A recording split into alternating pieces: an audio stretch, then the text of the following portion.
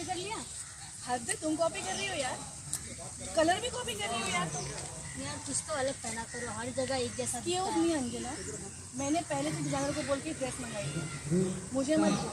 हाथ धोती कविता सुनीता को भी ना एक ही जैसा एकदम तो आप तो अलग अलग पहले पहले चेक करो ना, मैंने ट्राई किया था बट एक ही जैसा होगा ये मुझे आइडिया नहीं था ना।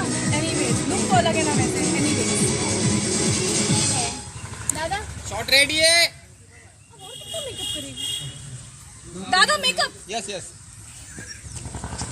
अब आपको भी जरूरत पड़ेगी क्या मेकअप की? क्यों, मैं भी तो हीरोइन हूँ। हाँ सही। लिपस्टिक लिपस्टिक दादा लिपस्टिक भी समझ में नहीं आ रहा आपको भी। अरे यार, रेडी जाम दादा। और पकड़ो। अंजना मेकअप कर रही हो, नाच रही हो? सॉरी यार बैलेंस चला गया।